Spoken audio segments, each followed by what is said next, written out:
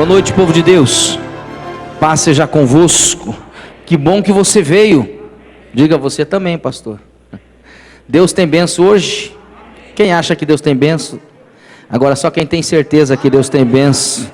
Então vire para a pessoa que está do teu lado e diga: Deus tem uma bênção para a tua vida hoje. Fala para essa pessoa: até 9h30 sua vida vai mudar completamente, por causa da palavra, porque a palavra liberta. Quantos creem? Aleluia. Queridos, toma o seu assento aí.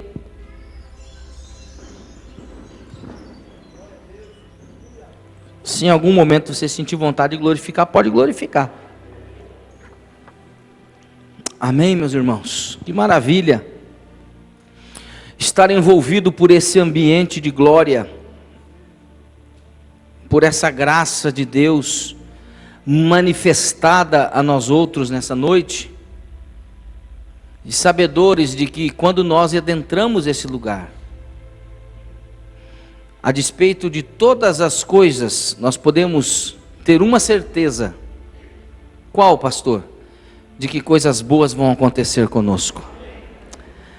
E eu sei que você já está muito melhor do que quando você chegou há meia hora atrás aqui. Muitas pessoas vêm para a igreja e elas vêm carregadas muitas vezes, com fardos pesadíssimos. Problemas na família, problemas em casa, lutas, brigas. E aí você entra nesse ambiente de glória, o Espírito Santo te pega de jeito e começa a transformar a tua vida. E nessa noite eu quero falar de um tema muito importante para a nossa caminhada. A nossa vida, redobre sua atenção, a nossa vida ela é uma grande estrada. Não à toa, o falecido lá, o Zé Rico, o milionário, gravaram: nesta longa estrada da vida. Não vou cantar, senão vou, sertanejo eu gosto. Aí nós vamos, daí vai dar escândalo, né? A vida ela é uma grande estrada. E desde que você precisa entender isso, desde que você nasceu, desde que você saiu de dentro do ventre da sua mãe, você está nesta caminhada.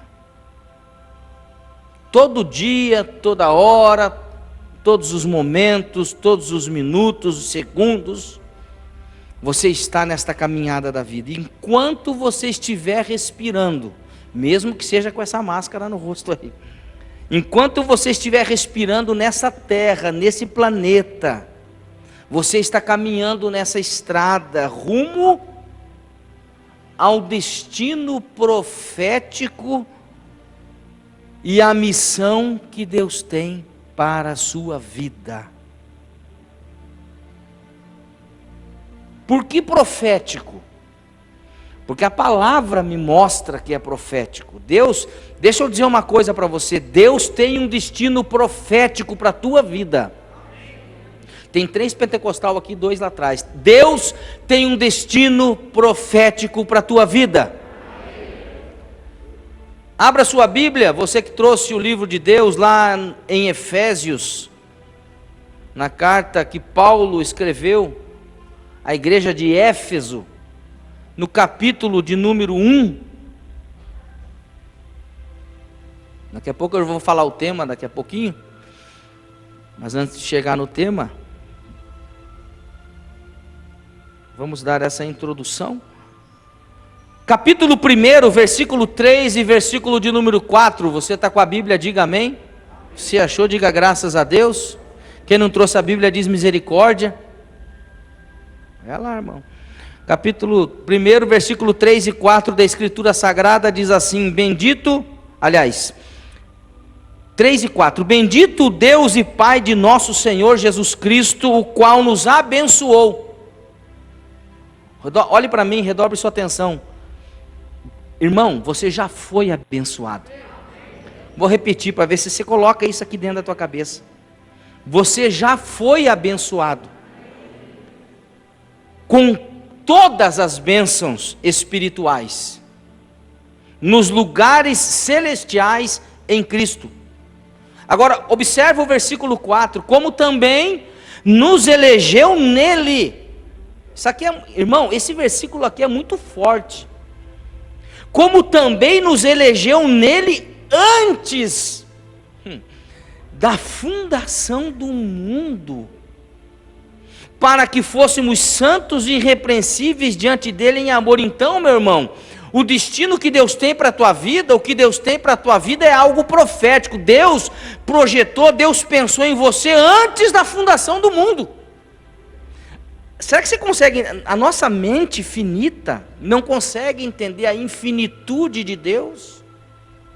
O problema é que nós somos muito limitadinhos, nós somos muito, a nossa mente é muito pequena, perto de uma grandeza como essa, e daí você lê um texto como esse, você entender isso, porque eu podia dar um nó ainda maior na cabeça de muita gente aqui, dizendo o seguinte, que o Dr. Miles Munro, falecido, infelizmente, já falava há muito tempo atrás, que você precisa entender, Deus primeiro termina,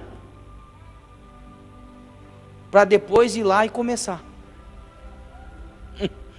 Esse é o poder do nosso Deus, porque Deus é um Deus organizado, diga graças a Deus. Deus é organizado, é que nós achamos que Deus é esculhambado igual a gente é esculhambado, nós achamos que Deus vai fazendo, vai acontecendo, que é uma bagunça toda, e eu preciso dizer que não, que Deus é um Deus organizado, primeiro Ele termina tudo, aí Ele começa. Então, o que Deus tem para a tua vida, em primeiro lugar, guarde isso no seu coração. Estamos apenas na introdução. É profético, fala assim, é profético. Profético. Em segundo lugar, por que missão? Porque Deus já pensou em você. Deus planejou você. Deus foi quem te projetou. Você não é um acidente biológico. Você não está aqui por um acaso, um acidente de percurso que aconteceu, num acidente, num relacionamento de um homem com uma mulher. Deixa eu falar uma coisa que, por mais que seja difícil de você entender, até num erro de um homem e de uma mulher, Deus faz nascer um propósito. Jeremias, abra sua Bíblia lá no profeta Jeremias, nós vamos consultar a Bíblia aí. Jeremias capítulo 1, versículo 5. Está lá no meio da Bíblia, se você trouxe a Bíblia, Jeremias capítulo 1, versículo 5. Achou? Diga amém. Assim veio a mim a palavra do Senhor dizendo, tem gente procurando ainda, eu vou esperar. Vocês não avisam também? Jeremias capítulo 1, versículo 5. Achou? Dá um sinal aí, faz qualquer coisa, diga amém, glória a Deus. Versículo 4 primeiro, assim veio a mim a palavra do Senhor dizendo, antes que te formasse no ventre, olha o que Deus está dizendo, te conheci, e antes que saísse da madre, te santifiquei, as nações te dei por profeta, diga glória a Deus. Vira as páginas e vai para o 29:11 agora. É um dos textos que eu mais gosto da Escritura Sagrada, capítulo 29, versículo 11 de Jeremias. Essa mensagem eu preguei num sábado à noite, num culto nosso aqui da multiplicação. Eu senti de Deus em abençoar a tua vida com essa palavra hoje, de instrução, de direção. Capítulo 29, versículo 11 de Jeremias diz assim, porque eu bem sei, é Deus falando, porque eu bem sei, os pensamentos que tenho a vosso respeito, diz o Senhor, pensamentos de paz e não de mal, para vos dar o fim que esperais. Diga glória a Deus. Então veja, entendendo essa verdade, entendendo essa premissa, de que eu sou algo profético de Deus para esta nação, de que Deus tem alguma coisa com a minha vida para fazer nesta nação, nesta cidade, neste bairro, na tua casa, na tua família. onde você tem influência. Deus escolheu você, Deus marcou você, Deus projetou você, é um destino profético e também uma missão que só você pode fazer, porque ninguém, ouça, ninguém pode fazer aquilo que você nasceu para fazer. Deus te dotou de uma capacidade maravilhosa e você precisa entender isso. Que você é um propósito, a saber, inclusive o livro novo que eu estou lançando, na virada do ano a editora deve lançar, não tenho a resposta deles ainda, fala sobre propósito, chamado e liderança. Eu falo muito sobre propósito, sobre chamado e a liderança dentro do propósito do chamado. Então agora, entendendo isso, o que nós precisamos? Nós precisamos alinhar muita coisa na nossa vida. Primeiro, as nossas decisões. Precisamos alinhar as nossas escolhas. Precisamos alinhar as nossas vontades, nós precisamos alinhar as nossas amizades, o ambiente em que nós frequentamos, e eu costumo dizer, guarde isso na sua mente, o lugar onde você está revela aquilo que você está procurando. Se você veio nessa noite na casa de Deus, é porque você está a fim de ser abençoado, e Deus tem essa bênção em depósito para a tua vida. Eu te declaro abençoado, você vai sair daqui abençoado, você vai sair daqui cantando vitória, você vai sair daqui alegre, você vai sair daqui esperançoso. Eu sei que eu não vim jogar palavras ao vento nessa noite, mas eu sei que o Espírito Santo está falando com alguém aqui, e eu tenho certeza, Deus vai mudar histórias, Deus vai mudar destinos aqui nessa noite.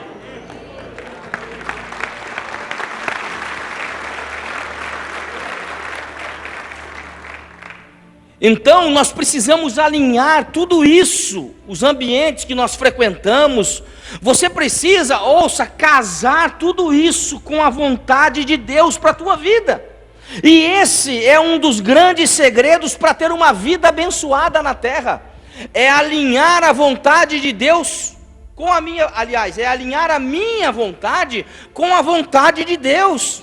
As minhas decisões têm que estar de acordo com aquilo que Deus tem para a minha vida, com a palavra profética que Deus tem para a minha vida, com o propósito que Deus já estabeleceu para a minha vida, para que se cumpra tudo aquilo que Deus tem para fazer na minha vida. Redobre sua atenção, eu estou aqui hoje nesse altar, eu estou aqui agora nesse ambiente abençoado, cheio da presença de Deus, cheio de Deus, nesse ambiente de glória. Por quê? Porque foi uma decisão minha, eu decidi aceitar o plano de Deus para a minha vida, eu decidi aceitar o propósito de Deus para a minha vida. Eu não podia estar em qualquer outro lugar hoje? Sim ou não? Podia, eu podia estar hoje aonde? Podia estar no beco do fumo, eu podia estar na prostituição, eu podia estar nas trevas, eu podia estar na rua, eu podia estar na maldade, mas eu decidi estar aqui nessa noite, nesse ambiente de glória. Ei, você decidiu estar aqui na casa de Deus, na presença de Deus,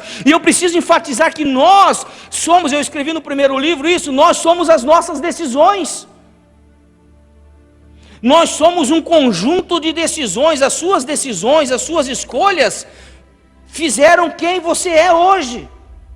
Você é o que é hoje por causa das suas escolhas. Você é o que é hoje por causa das suas decisões. Aliás, você tem o que você tem hoje por causa das suas escolhas. Muita coisa aconteceu na tua vida por causa das escolhas, por causa das decisões. Então nós somos as nossas decisões. Nós somos as nossas escolhas. Nós decidimos estar aqui hoje, nesse ambiente de glória, nesse ambiente profético, e decidimos então ficar na casa de Deus e não estar em frente a uma televisão, vendo Fantástico, vendo novelinha da Globo. Você decidiu estar aqui na casa de Deus, ouvindo a palavra de Deus, sendo cheio da presença de Deus, sendo cheio da glória de Deus. E deixa eu te dizer, isso vai alinhando você para o propósito que Deus tem para a tua vida, vai te aproximando do propósito, porque eu tenho dito aqui, cada vez que nós entramos nesse lugar, cada vez que nós vamos à presença de Deus, como é nessa noite, cada vez que nós chegamos na casa de Deus, como nessa noite, Deus tira algo de nós e coloca algo dele, porque Deus nunca deixa ninguém sair vazio. Então, redobre sua atenção, toda vez que você vem para a igreja, Deus tira uma coisa que não está legal em você e coloca alguma coisa muito especial dele dentro de você. E a vida cristã, eu estou ainda na introdução, a vida cristã é muito parecida, eu penso que a vida cristã, ela é parecida com algumas coisas, né? A vida, na verdade, é um grande quebra-cabeça. Às vezes, pensando na vida, Herbert, eu penso que a vida ela é um grande quebra-cabeça que Deus projetou, Deus fez, Deus montou, embaralhou tudo e te entregou na mão e falou: agora monte. E aí você só vai conseguir montar com a ajuda do Espírito Santo. Eu penso que a vida é como um caça ao tesouro. Quem já brincou de caça ao tesouro quando era criança? Todo mundo. Então primeiro você pega aqui um negocinho aqui, um papelzinho que diz assim, dê 40 passos à direita e não sei o que, e aí a vida com Deus é assim, cada vez que você vem para a casa de Deus, cada vez que você entra na presença de Deus, Deus vai se revelando, se deixando conhecer um pouquinho para você. Sabe por quê? Fala, por quê, pastor? Porque você não aguenta, irmão. Se Deus mostrar toda a glória dele, você não aguenta. Deixa eu te falar, se Deus mostrar tudo aquilo que Ele tem para a tua vida, você não vai aguentar. Então Deus precisa revelar aos poucos. Deus precisa falar aos pouquinhos. É por isso que a Bíblia vai dizer que lâmpada para os meus pés é a tua palavra e luz para o meu caminho. Não é um canhão. Se fosse um canhão eu consigo enxergar tudo, mas é uma lâmpada. Então você consegue ver o próximo passo, e você vai confiando, e é assim que é a palavra de Deus, assim que é o propósito de Deus na nossa vida. Agora, que bênção seria se a vida cristã fosse somente vitória? Que bênção seria se a nossa vida cristã fosse pautada só pelas bênçãos? Que bom seria se a nossa vida fosse só prosperidade, só comunhão, né?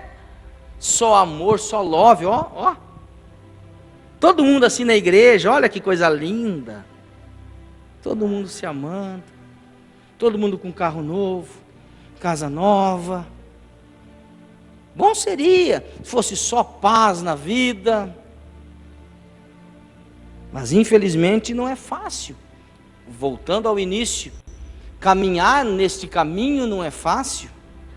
Andar nessa estrada é complicado demais. E aí, meus irmãos, há muitos perigos no caminho. Há muitas ciladas, há muitas armadilhas. E eu quero falar nessa noite aqui sobre armadilhas. Aí vem o termo armadilhas na caminhada. As armadilhas que Satanás coloca no teu caminho para fazer o quê? Para impedir que você tenha acesso ao que Deus tem para você. As armadilhas que Satanás coloca no caminho para impedir você de virar a chave, de abrir a porta, de entrar, de acessar o futuro que Deus tem para a tua vida. Então a primeira armadilha, são várias, eu podia falar aqui, pelo menos, estudando aqui, no sábado eu falei 5, eu acho, já tem umas 10 na verdade, mas vamos ver até onde nós vamos hoje, quem sabe até meia-noite a gente sai daqui, diga graças a Deus. O povo não está muito animado não. A primeira armadilha é o desvio, fala comigo desvio, fala forte aí, prega comigo, me ajuda pelo amor de Deus, fala desvio. Desvio de rota. Essa é a primeira armadilha que Satanás vai colocar no teu caminho. Isso é uma coisa muito comum, acontece muito com GPS. Quem já teve GPS aí? Todo mundo. Quem já usou GPS? Todo mundo. GPS é aquele negócio antigão, né? Hoje é aplicativo, hoje como é que fala? Waze, Google Maps, outras coisas mais, mas eu gosto do GPS mesmo. Mas o GPS é muito comum fazer desvio de rota. Quando acontece um acidente, quando tem trânsito parado, quando tem algum problema, ele já vai avisando, já vai recalculando, já vai desviando. E quando que isso acontece? Quando perde o caminho de entrar. Às vezes você vai, está distraído, está conversando, está olhando, né, alguma coisa que não devia, está falando falando mais que o homem da cobra, como diz o outro no trânsito, sem atenção, enfim, você perde de entrar onde devia ter entrado. E quando você deixa de entrar num caminho que devia ter entrado, ele faz um recálculo de rota.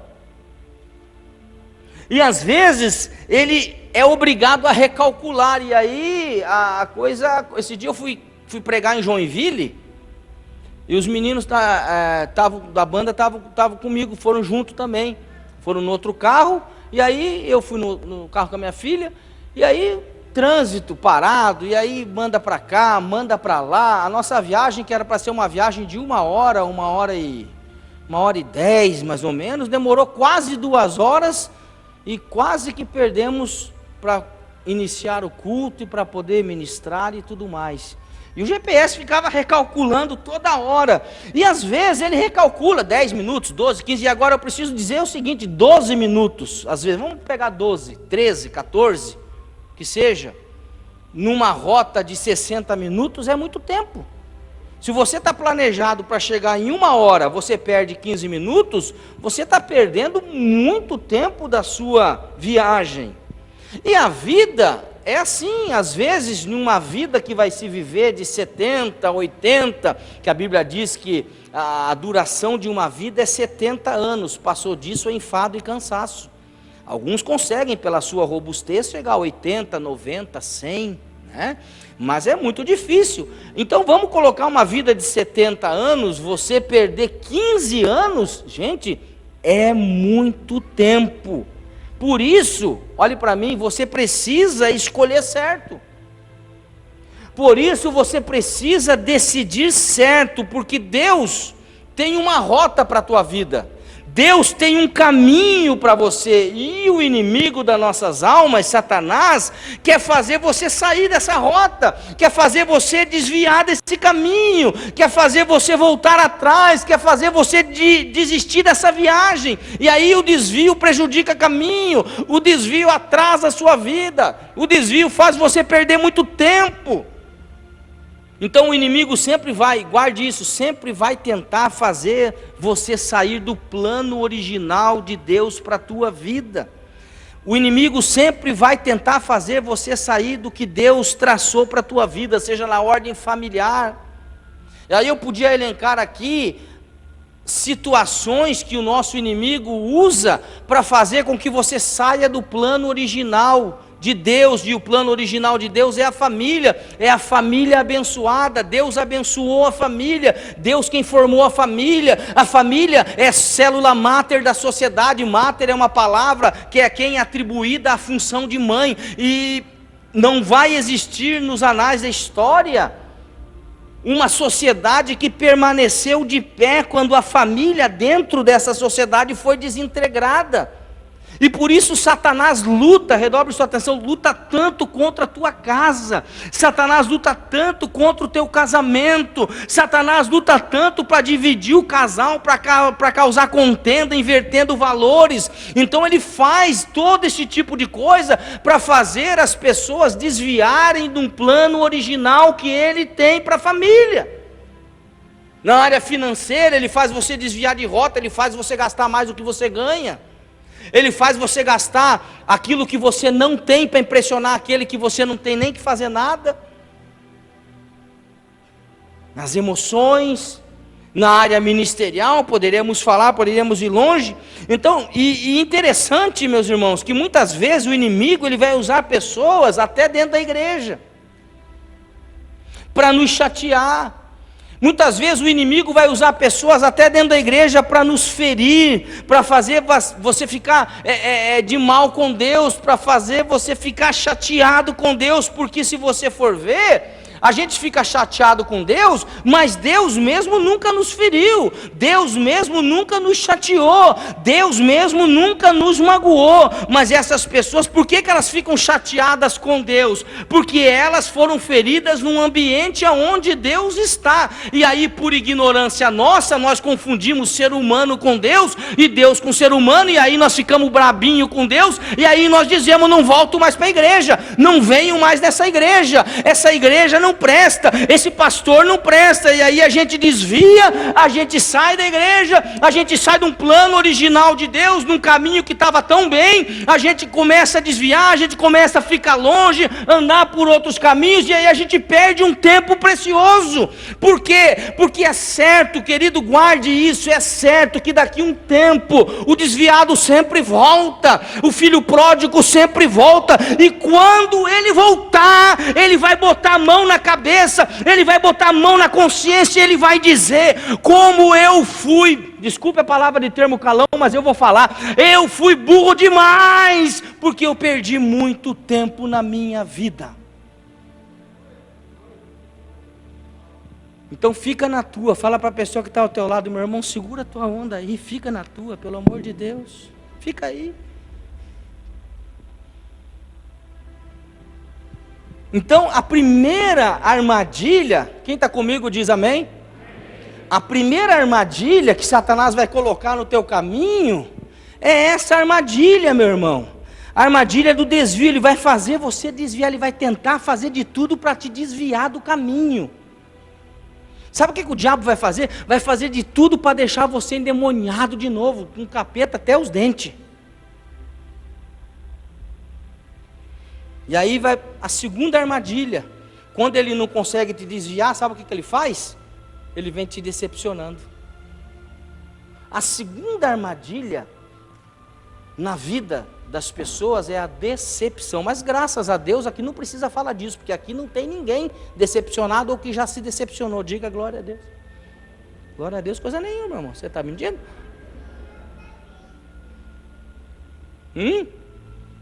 Porque nós nos decepcionamos, afinal de contas. Você se decepciona com vida, sim ou não? Quer ver uma coisa? Eu tenho uma bola de cristal no meu escritório lá, Henrique, que ela não deixa eu mentir. Quem já se decepcionou com alguém aqui? Levanta a mão. Olha lá, tinha certeza. Você se decepciona com gente. Você se decepciona com líderes. Você se decepciona com governos. Você se decepciona com a família. Aliás, posso falar assim ou não? As maiores decepções vêm da família. É verdade ou não é? Você se decepciona com promessas que alguém fez e não cumpriu? Alguém te prometeu, falou: não, eu vou te ajudar. E a ajuda não veio. Você ficou esperando. Pode deixar que eu vou resolver. Resolveu? Não. Prometeu e não cumpriu. Nós nos decepcionamos profissionalmente, porque achamos que íamos vencer em determinada área da nossa vida, e aí nós descobrimos que não era exatamente aquilo ali que nós devíamos ter escolhido. Por isso, olhe para mim, você precisa aprender a escolher bem. Nós estamos cansados de chavões. Um deles é que o apressado come. Precisamos aprender a escolher certo. Tem gente que escolhe errado e culpa Deus. Tem gente que escolhe errado e culpa o marido, culpa os pais, culpa as pessoas, está escolhendo errado. Até os livros que você lê, você precisa saber escolher, porque tem gente que odeia a leitura, porque está lendo errado, não é aquilo que gosta de ler. Então fala que não gosta de ler, mas na verdade não é que ela não gosta de ler, ela está lendo o que não devia ler. Então nós nos decepcionamos, escolhemos a profissão que não deveríamos ter escolhido. Aliás, a grande maioria, senhores pastores, dos jovens de hoje, pastor Neno, que é o nosso líder de jovens, A grande maioria dos nossos jovens escolhem errado a profissão. Depois de um tempo já estão quase se formando, mas desistiu por quê? Porque não era aquilo que eu queria. Por quê? Porque era um sonho da mamãe. Era um sonho do papai que eu me tornasse isso.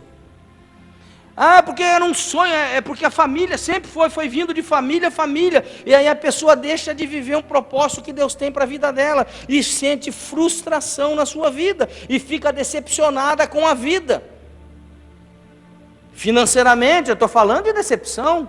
Financeiramente a gente se decepciona, porque a gente acha o seguinte, pelo menos achávamos, né? Que quando chegasse no 30, no 40 anos, a gente ia ter aquela independência financeira, eu vou ter dinheiro para emprestar. Glória a Deus, quando eu chegar, eu me lembro quando a gente fala quando eu era, porque a coisa está ficando feia, irmão. Às vezes eu falo, às vezes eu estou conversando com a minha filha, com a minha esposa, eu falo, o cara lá 40 anos está velho, eu falo, 40, eu estou com 46, irmão, daí eu falo, opa, segura minha onda. É que a gente achava quando era mais jovem, não, quando eu tiver com 30, com 40, minha vida vai estar resolvida, não vou dever nada para ninguém, ter dinheiro para emprestar, vou ser um cara bem sucedido, e aí a gente se frustra, se decepciona, porque com 40 anos nós estamos mais endividados do que qualquer um, devendo para Deus e todo mundo, devendo na Casa Bahia, prestação, devendo no carro, deve na quitanda da esquina, a gente se frustra. A gente se decepciona com isso. Ouça, então o inimigo, o que ele vai fazendo? Ele vai tentando te atrasar, irmão. Através dos desvios. O primeiro ponto da palavra.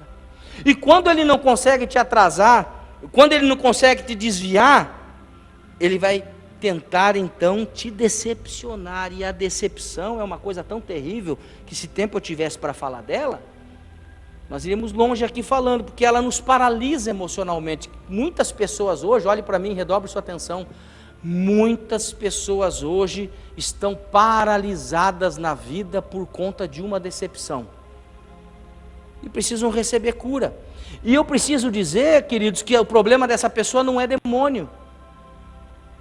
O problema dessa pessoa não é colocar a mão na cabeça dela e expulsar, sai em nome de Jesus, não tem demônio ali. O problema dela é emocional, o problema dela é uma ferida emocional que não fecha aquela ferida. Ela foi decepcionada, ela levou um pontapé, no traseiro, num relacionamento de 6 anos que ela investiu na vida do rapaz, e o rapaz ficou enrolando ela, pensou que ela era rocambole e ficou enrolando.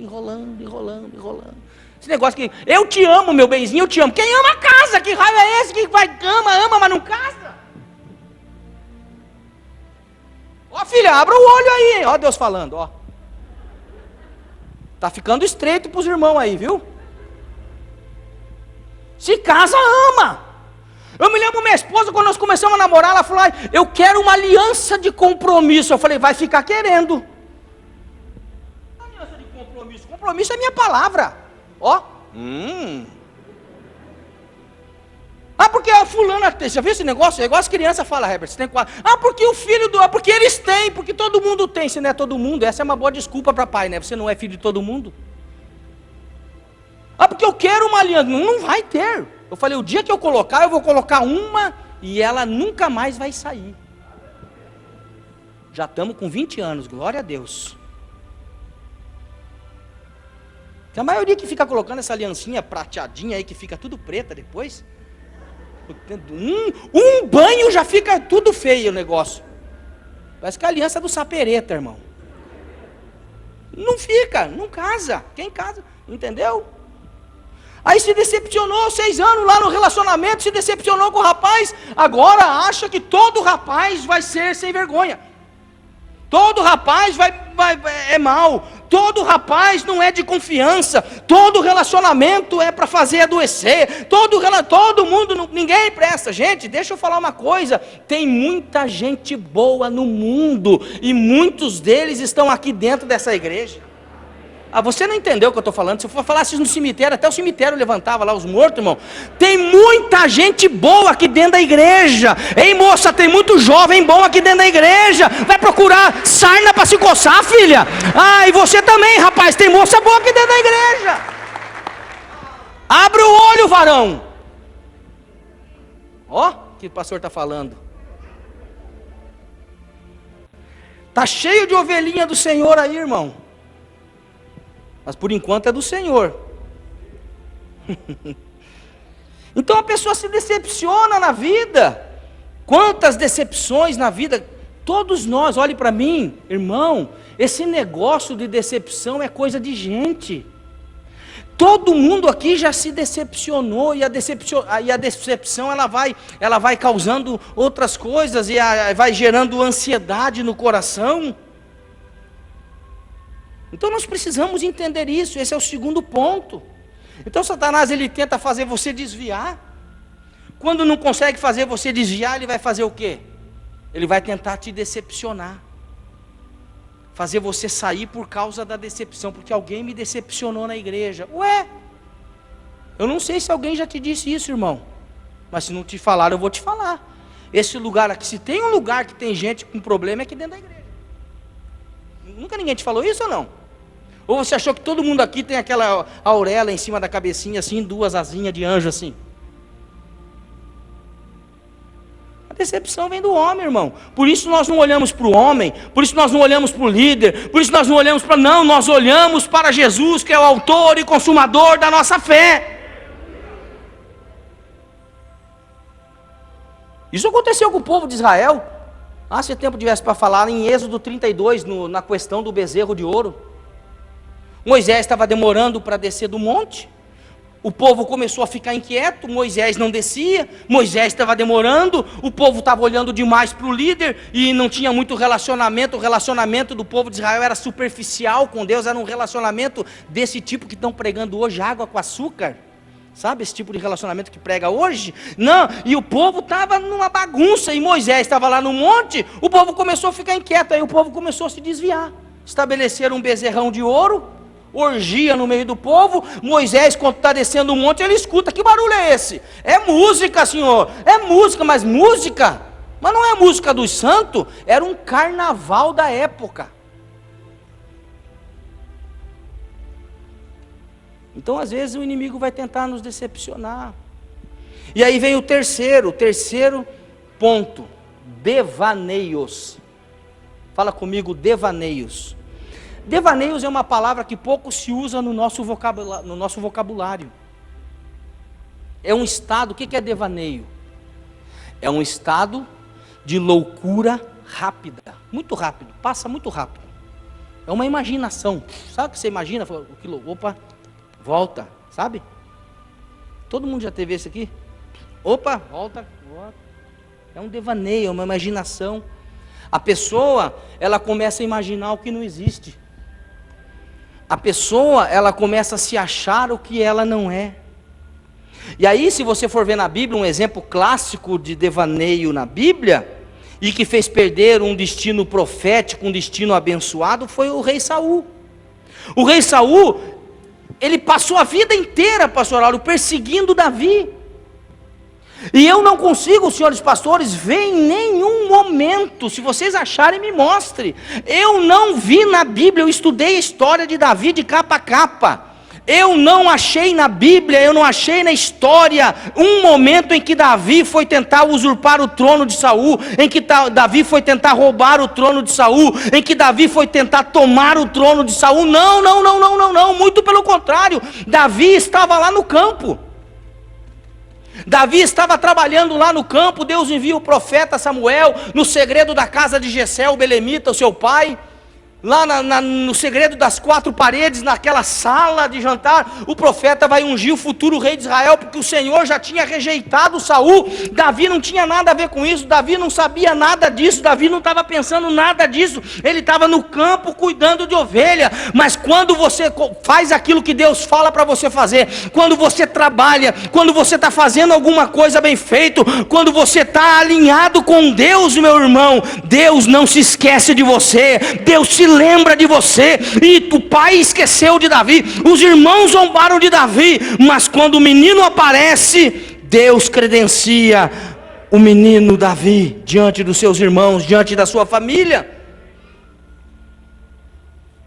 Então por que Davi acha, aliás, por que Saul achava que Davi queria o seu trono? Por causa do canto de umas mulheres. Porque Davi, irmãos, olhe para mim, redobre sua atenção. Davi, vamos na teologia. Davi tinha acabado de sair de trás das malhadas. Davi tinha acabado de sair de trás das ovelhas. E agora Davi foi promovido a capitão do exército. É ele que fazia as entradas e as saídas, aquela coisa toda. E Davi estava feliz demais. Para pensar, um menino que cuida da ovelha, lá no meio do campo, esquecido, ermitão. Ermitão é aquele que vive no campo, aquele que vive solitário. Davi vivia lá no campo sozinho, debaixo de uma árvore, olhando as ovelhas, tocando a sua harpa, a sua guitarrinha. O Senhor é o meu pastor e nada me faltará, ainda que eu ande pelo vale. E Davi ficava lá.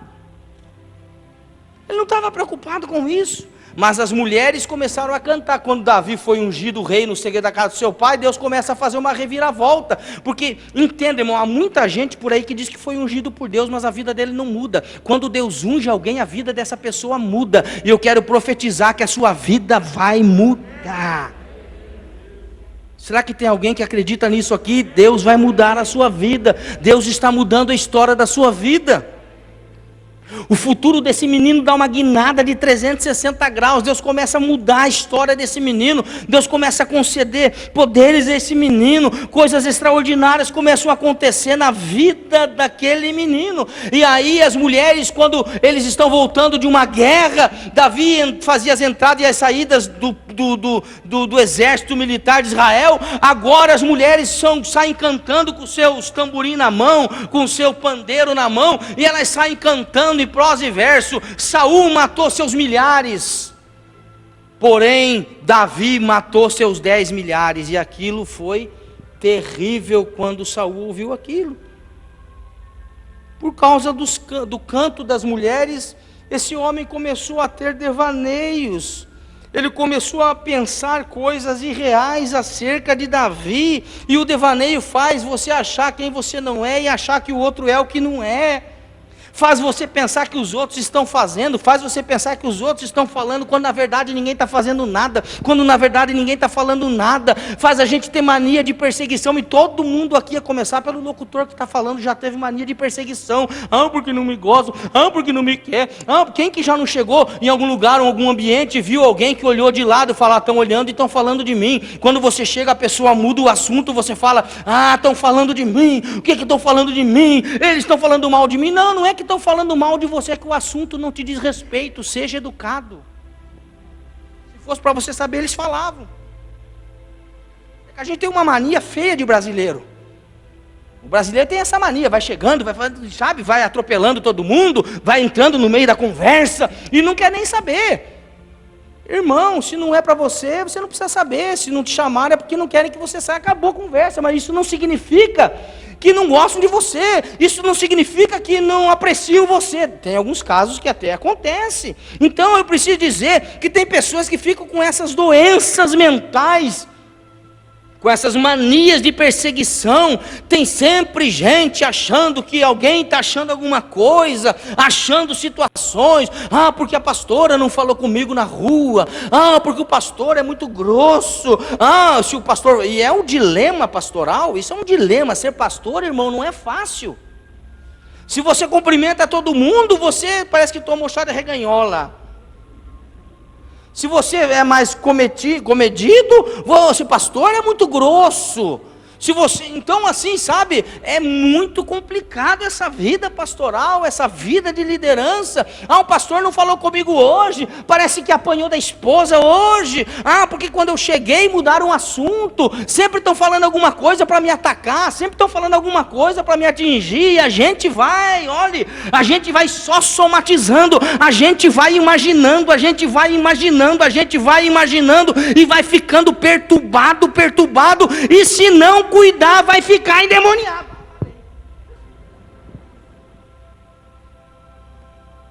E vai perder uma bênção que Deus tem para a tua vida. Quem está entendendo isso, diga amém. Então, se você olhar para a Bíblia, irmão, você vai ver que até esse momento de devaneio, o trono de Saul estava tudo bem, mas depois a coisa desandou. Então, cuidado. com os desvios, cuidado com a dúvida, cuidado com os devaneios. E eu preciso ir para o quarto ponto. Vamos junto, irmão? O quarto ponto, distrações. Fala comigo, distrações. Olha na Bíblia, você vai ver uma pessoa que foi levantada por Deus. Eu não vou ler os textos porque a gente já está no horário, né? A gente tem que ir rápido. E eu prometi que ia falar só 2h30 hoje, não mais que isso. Se você for ver na Bíblia, você vai ver um camarada que foi levantado por Deus para ser um campeão, para ser uma pessoa diferenciada na terra, inclusive chamado por Deus para ser juiz de Israel. Mas por causa da distração, ele teve o seu futuro arruinado. Ele teve um propósito anulado. Por quê? Porque a distração faz isso. A distração, o que ela faz? Faz a pessoa bater um carro. Quem já bateu o carro aqui? Levanta a mão. Por que bateu? Às vezes alguém bateu, né? Mas por que a gente bate? Porque está distraído. A gente distrai por um momento, pum. A distração faz as pessoas morrerem na estrada. A pessoa está dirigindo lá a 150 e nessa hora o anjo, só preciso dizer que nessa hora o anjo já não está mais dentro do carro, viu, irmão? Ele fica só a 110, que é permitido. Depois ele vaza, vai embora. A pessoa está... E de repente bate o celular, a pessoa olhou o celular, quando vê, meu irmão, está feita a desgraça. A distração faz um time perder uma final de campeonato, um campeonato inteiro. Foram fiéis à tática, trabalharam na tática, mas por um momento de distração, perderam o campeonato. E eu estou falando de Sansão. Por que Sansão se distraiu? Porque ele deixou de ser sério com as coisas de Deus. Ele brincou quando ele não podia brincar. Deixa eu falar uma coisa aqui, quem tem ouvidos para ouvir, ouça o que o Espírito está dizendo à igreja nessa noite. Cuidado com as tuas brincadeiras. Ela pode te levar para um fim trágico. Ele brincou quando não podia brincar. Ele cochilou quando não podia cochilar. Ele se achou autossuficiente. Eu escrevo no meu livro, Errei Agora, Anatomia do Fracasso, que um dos problemas do fracasso na vida das pessoas, vou dar um spoiler aqui, é a autossuficiência. A pessoa se achar acima do bem e do mal.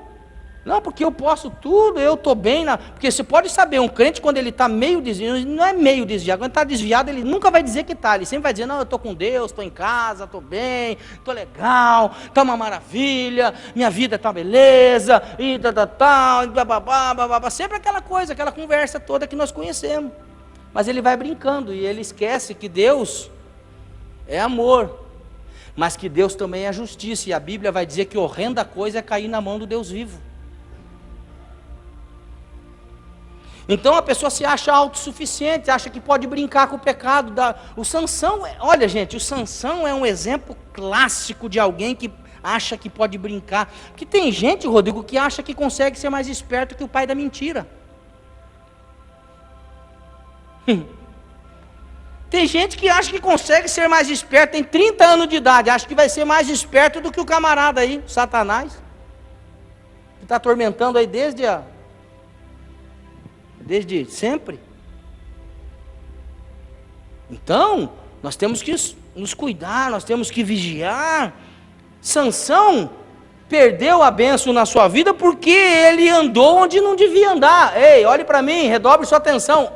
Cuidado onde você está andando. Eu vou cantar uma musiquinha aqui que serve. Cuidado, boquinha, o que fala. Cuidado, olhinho, o que vê. Cuidado, o pezinho, onde anda. Quem conhece? Todo mundo conhece a musiquinha, simples, né? Andou por onde não devia andar. Passou por onde não devia passar. Ele tinha, pastor Alcione, um voto de Nazireu. O voto de Nazireu lhe cerceava algumas coisas, entre elas, a saber, ele não podia tocar em bebida forte, inclusive o vinho. Ele não podia tocar em cadáver. E ele não podia de maneira nenhuma, ter o seu cabelo cortado. Era um dos votos. E se você for ver na Bíblia, eu não tenho tempo para ler a Bíblia com você, e isso é uma pena, porque eu queria estudar a Bíblia com você aqui. Você vai ver que ele começou a andar nas vinhas, ele começou a andar, e quem anda na vinha sente cheiro, e onde há fumaça, há fogo, irmão. Ele começou a andar nas vinhas, começou a andar onde não devia, que cheiro maravilhoso, começou a sentir aquilo que não podia sentir, foi atraído por aquilo que não devia ser atraído. Depois lá na frente ele toca no cadáver de um leão morto, porque tinha na cabeça do leão morto, tinha uma colmeia de mel, tinha lá um negócio de mel, e ele toca naquele momento naquilo que é impuro, naquilo que era proibido para ele. Ele vai quebrando princípios, e quando você quebra princípios, você está a caminho da perdição, irmão.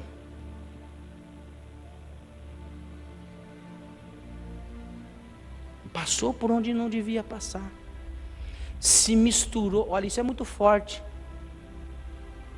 guarda isso aí, irmão, se misturou com quem não devia se misturar. A Bíblia vai dizer, diga-me com quem andas, te direi quem eres, diga amém. Não, amém não está na Bíblia, isso é um ditado popular, mas serve, porque é parecido, as más conversações corrompem os bons costumes. Salmo 1, o Salmo já abre dizendo o seguinte: bem-aventurado o varão, e aqui não denota gênero de sexo. Bem-aventurado o varão, que não anda segundo o conselho dos ímpios, nem se detém no caminho dos pecadores, nem se assenta na roda dos escarnecedores. Antes tem o seu prazer, fala comigo, prazer. Prazer na lei do Senhor. Você sabe que o maior problema do homem é o prazer. É isso que arrebenta o homem. Isso é que está arrebentando muitos casamentos por aí. Isso é que está arrebentando muitos relacionamentos por aí. Essa palavrinha. Por isso que a Bíblia diz: tenha o seu prazer em Deus, e aí o resto vai estar resolvido. Se misturou com quem não devia se misturar, com cuidado com quem você está andando, irmão.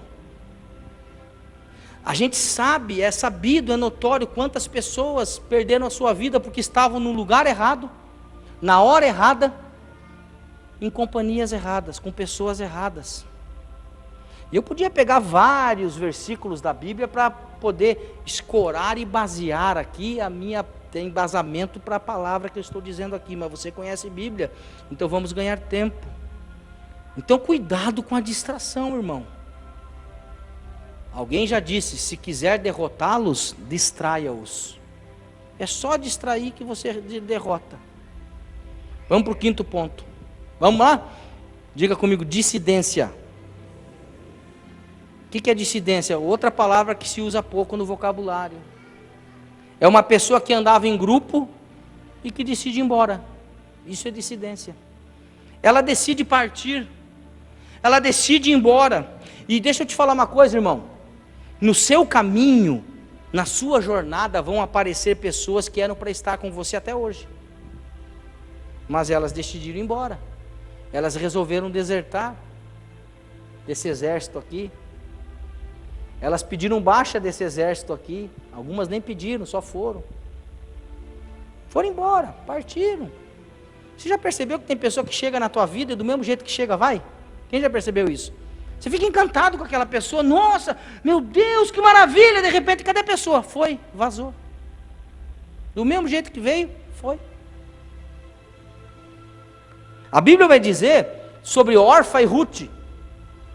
Orfa e Ruth eram duas mulheres que ficaram viúvas.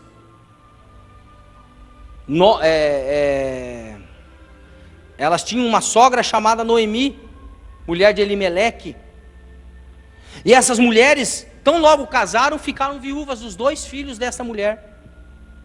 E a Bíblia vai dizer que então houve grande fome sobre aquela terra, a terra de Moabe, onde elas habitavam. E Ruth, então, Noemi agora decide voltar para sua terra natal, Belém, casa do pão. Porque lá na casa do pão tem pão. Então ela fala, o que eu estou fazendo aqui? Eu vou voltar para casa comer pão, estou passando fome. Irmão, deixa eu falar uma coisa para você. Neste lugar sempre vai ter pão para você comer aqui. Aleluia. Você está sendo alimentado por essa palavra. Dá uma salva de palmas para Jesus, só para o profeta tomar uma água. E aí elas decidem, vem comigo, elas decidem voltar para a casa do pão, para Belém.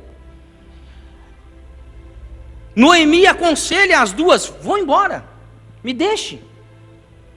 Eu já estou velha demais, não tenho nada para oferecer. Vão procurar marido, vão procurar, vocês são novas ainda, vocês podem ter uma vida abençoada. Pode me deixar aqui. Orfa deu no pé. Ruth ficou. Ficou com a sua sogra. Fez um voto com a sua sogra. E olha que para ficar com sogra não é fácil, hein, irmão? A minha está aí, deixa eu falar baixo aqui, irmão. Pior que o homem ter uma sogra, eu acho que é a mulher ter sogra. Vou falar, hein? Não é não? Não é não, irmão? Eu não vou nem tocar nesse assunto, que as irmãs estão me olhando, eu estou até com medo agora. Então, olhe para mim, elas estavam no mesmo grupo que Noemi, sua sogra. Uma decide ir embora, a outra decide permanecer. Nós não podemos ficar chorando por aquelas pessoas dissidentes. Pare de chorar por quem foi embora, porque na verdade, irmãos, quem fica é que no final vai ser abençoado. Quem fica é que no final vai receber a bênção. A Bíblia diz lá no livro de Apocalipse, capítulo 3, versículo 21, ao que vencer, ao que permanecer, lhe concederei que se assente comigo no meu trono. Veja na história, irmão, quem casou com o homem mais poderoso da terra de Israel? Aqui ficou. Quem que casou com o homem mais rico das terras de Israel, Boaz? Aqui ficou. Quem que fez parte da linhagem real? Aqui ficou. E aqui foi embora. Quem vai embora não merece nem denotação, irmão. Olhe para mim. Para de chorar por quem foi embora. Se foi, é porque não era para ficar. Celebra quem chega, não quem vai. Vou repetir porque é difícil você entender esse negócio aí, mas eu vou falar. Guarda isso aí. Celebra por aqueles que estão chegando na tua vida, não por aqueles que foram embora. Se foi, era para ir embora. Então, olhe para mim. Eu já vou acabar, diga graças a Deus. Ele já vai acabar. Quando o inimigo não consegue te parar com essas armadilhas todas, aí ele vem e usa outras mais fortes. Ele vai redobrando o seu poder de fogo. Seu poder de fogo é violento, Herbert. Ele vai só colocando uma coisa atrás da outra. Aí ele vai usar, eu tenho mais dois para falar aqui. Vamos rapidinho. Desânimo.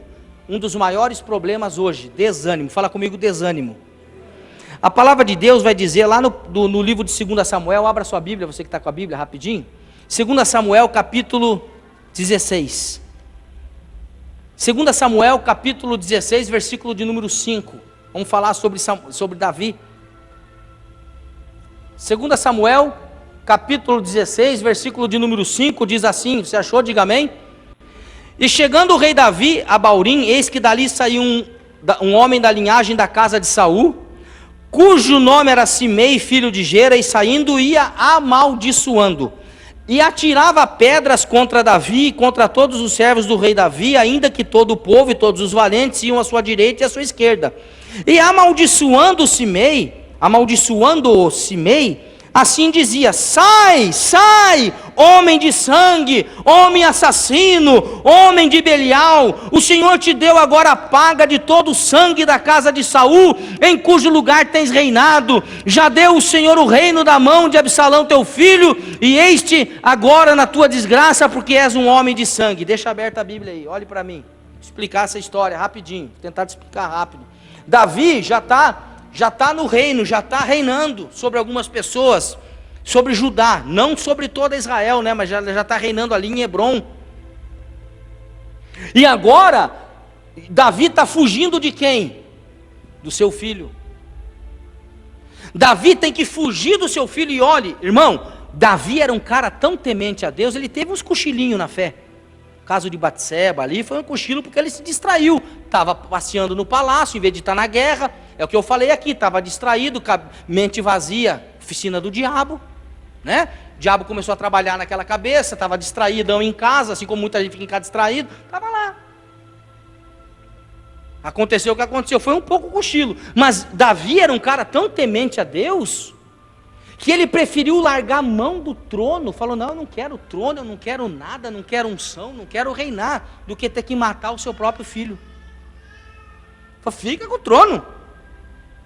Eu não quero. E fugiu. E o que Davi faz? Larga a cidade e começa a fugir, como um fugitivo no deserto. Ele vai para, além de ter fugido de Saul, para o deserto de Parã, deserto de Engedi, deserto de Maom, deserto de Zif. Ele começa a fugir. E agora ele está numa vala, cercado de montanhas, e o povo está ao seu redor, à sua esquerda e à sua direita, protegendo Davi, e Davi está passando naquela vala, fugindo do seu filho, e lá de cima, Simei, que é um descendente da tribo de Saul, dos Benjamim, ele começa a jogar a pedra e fala, seu sanguinário, seu vagabundo, olha, saia daqui, e começa a jogar pedra e amaldiçoar Davi. E aí Abissai, que é um dos valentes de Davi, Abissai fala, rei, deixa que eu vou transpassar esse camarada. E aí olha o que Davi fala, é que eu quero que você veja na Bíblia aqui. Então disse Abissai, versículo 9, filho de Zeruia, ao rei, por que amaldiçoaria este cão morto ao rei meu senhor? Deixe-me passar e lhe tirarei a cabeça. Disse porém o rei, que tenho eu convosco, filho de Zeruia? Ora, deixe-o amaldiçoar, pois o Senhor lhe disse, amaldiçoa a Davi. O Senhor, olha o que ele está dizendo, ele já está confuso. O Senhor lhe disse, amaldiçoa a Davi. Quem, pois, diria, porque assim fizeste? Disse mais Davi a Abissai e a todos aos seus servos, eis que meu filho, que saiu das minhas entranhas, procura a minha morte, quanto mais ainda esse benjamita, deixai-o que amaldiçoou, porque o Senhor lhe disse. Ou seja, olhe para mim, Davi estava confusão. Davi nesse momento está confuso, está desanimado, porque irmãos, nós precisamos entender uma coisa, Davi aqui nesse momento, ele está passando por um dos piores momentos da sua vida, ser traído pelo filho, a traição de um filho, o filho fazendo o que estava fazendo, deitando com suas mulheres na praça pública para todo mundo ver, para ridicularizar o pai, querendo matar o pai, e aí ele está passando por um dos piores momentos da sua vida, fugitivo do filho. Então, meus irmãos, nós precisamos entender que ele foge para poupar a vida do filho. Hoje em dia a coisa está tão complicada, que as pessoas, elas se forem preciso matar, elas matam para reinar, se for preciso trair, elas traem para pegar o lugar, se for preciso subir na vida, subindo pelas pessoas, em vez de escada, eu vou subir, mas eu vou chegar lá. Essa é a conversa do mundo.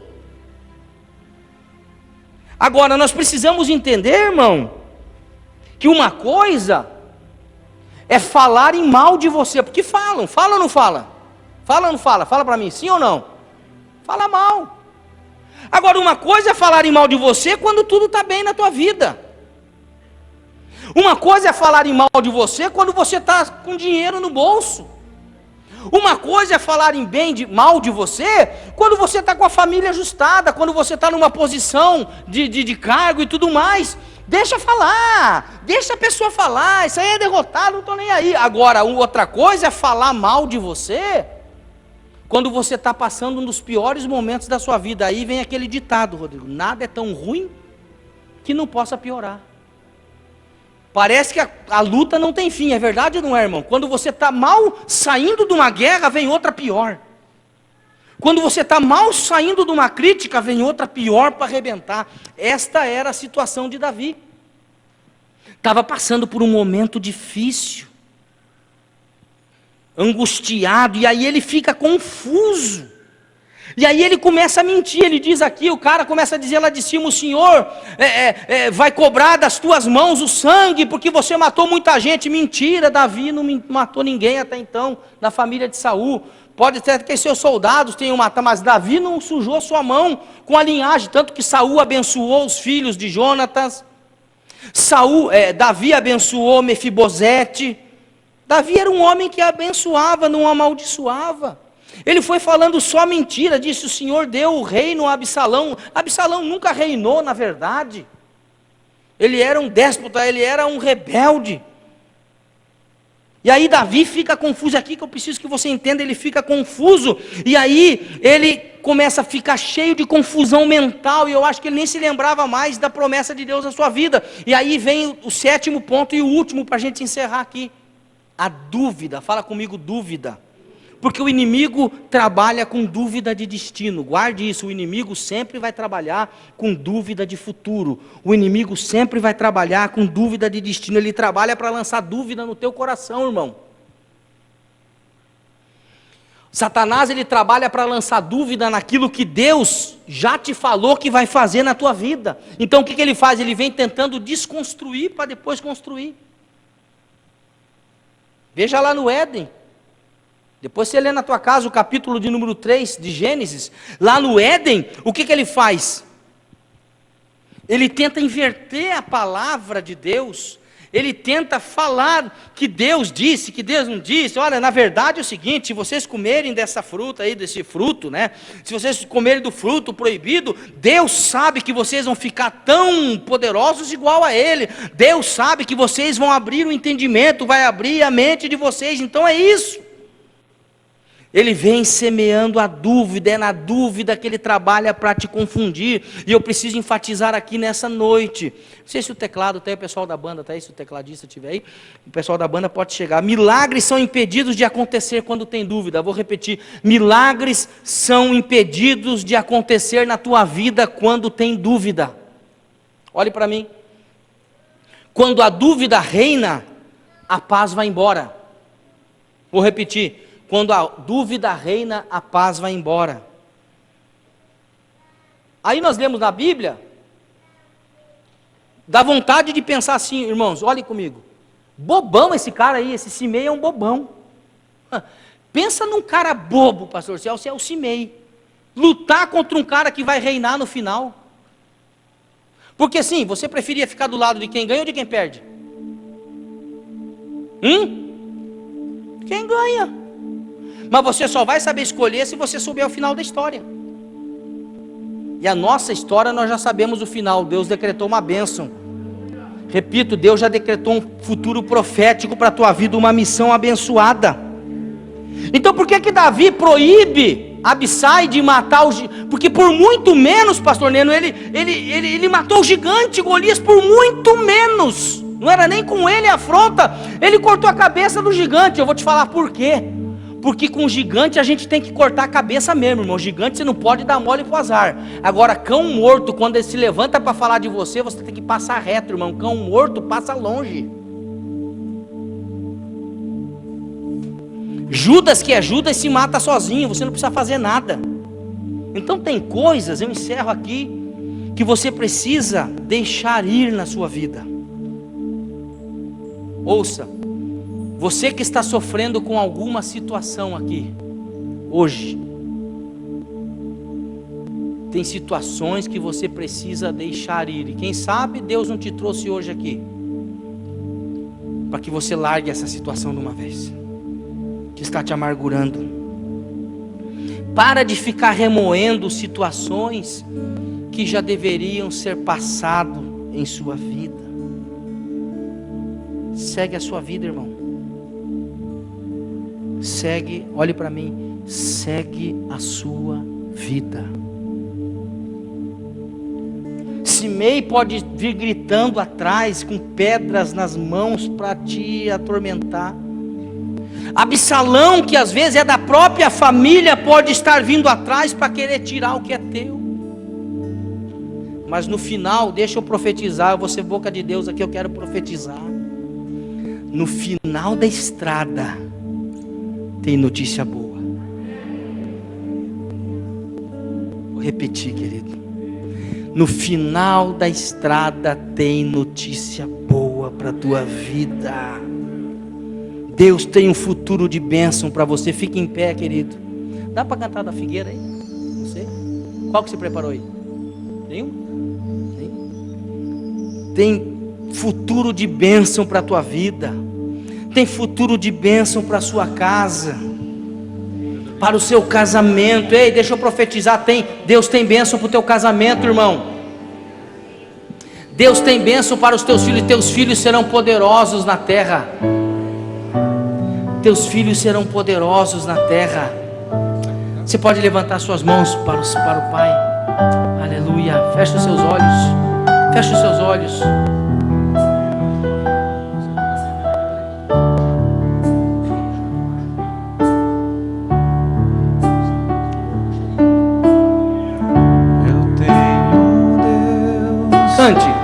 Que não vai deixar essa luta me matar, o desespero me tomar. Aleluia. Por mais pressão que seja a situação, o controle ainda está na palma de suas mãos. Eu tenho um Deus.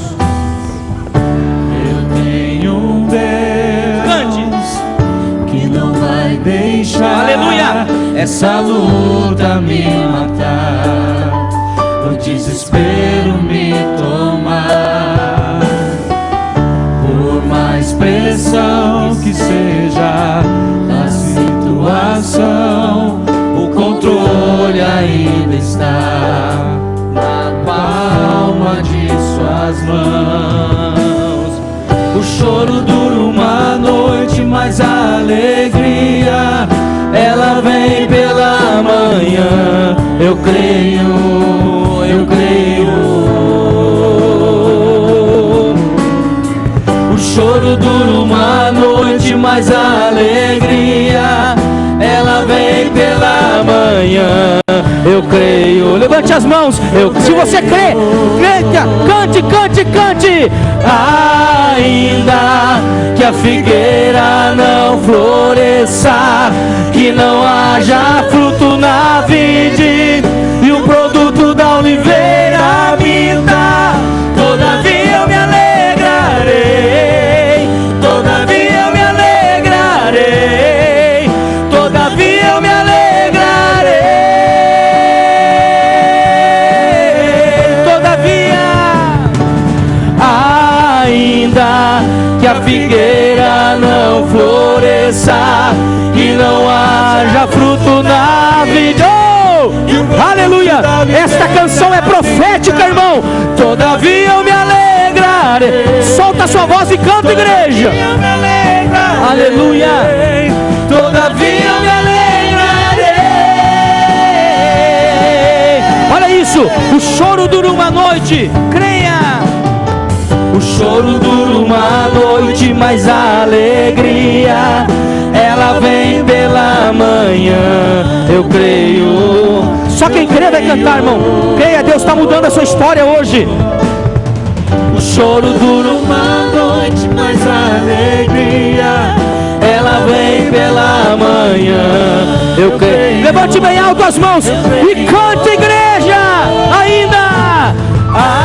Ainda que a figueira não floresça, que não haja fruto na vide e o produto da oliveira minta, todavia eu me alegrarei, todavia. Vamos nos alegrar.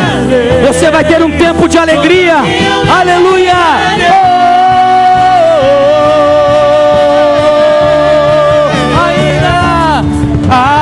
Ainda que a figueira não floresça, que não haja fruto na... Deus está nesse lugar. Deus está mudando destinos.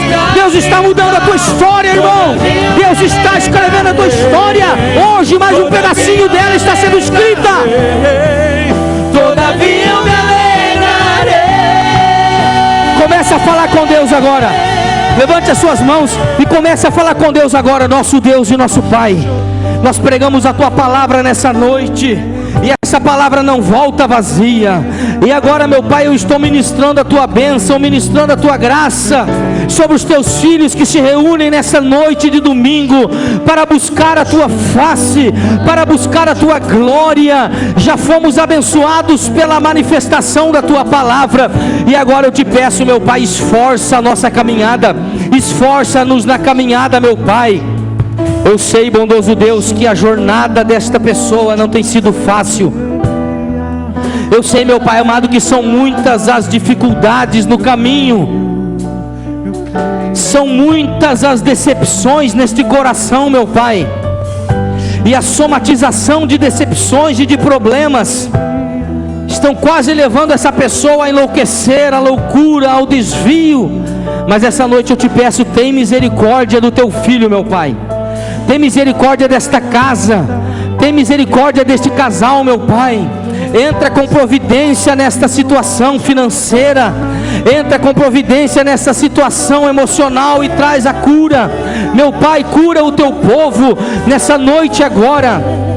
Eu estou orando pelo menino Mateus, meu Pai, filho do pastor Moacir, que está lá naquela UTI, está lá, Pai amado, necessitado de um grande milagre. Não sabemos essa infecção que chegou, mas o Senhor sabe. Pai, cura esse menino agora. Nós temos orado, nós temos clamado em oração aqui, meu Pai, e temos profetizado cura para o Mateus, meu Pai. Alcança ele lá naquela UTI, socorre o teu filho, levanta o teu filho desta situação, meu Pai. Assim como se há alguém aqui representando um familiar que está com esse vírus, com essa bactéria, essas doenças, nós repreendemos em nome de Jesus, ordenamos a bênção, ordenamos o milagre para este povo e fazemos no nome de Jesus. Comece a aplaudir Jesus bem forte.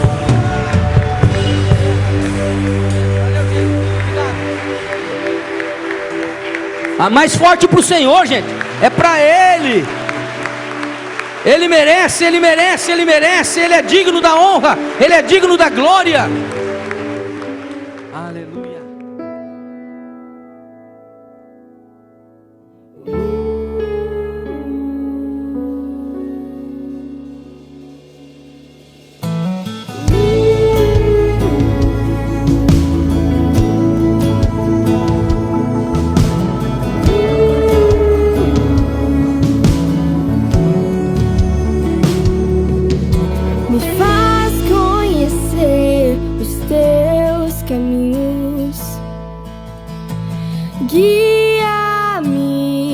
Tua verdade, abre os meus olhos para que eu possa ver o teu amor sobre mim.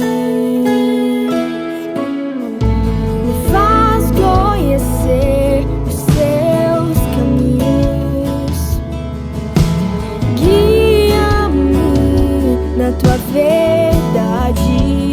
Abre os meus olhos para que eu possa ver o teu amor sobre mim. Debaixo de tuas asas, debaixo de tuas asas, é minha casa, meu lar. Debaixo de tuas asas,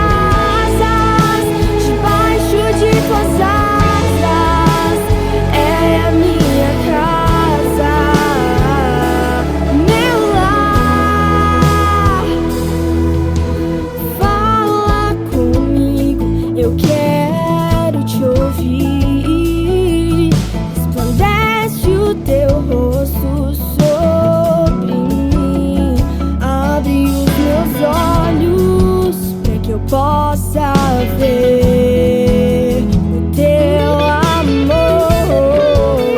sobre mim. Fala comigo, eu quero te ouvir. Resplandece o teu rosto sobre mim. Abre os meus olhos para que eu possa ver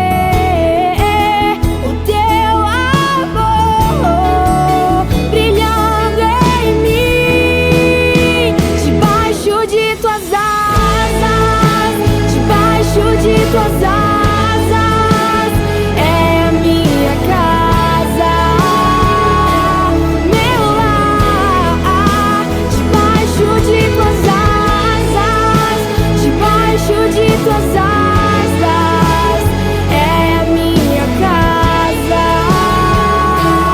meu lar. Debaixo de tuas asas, debaixo de tuas asas.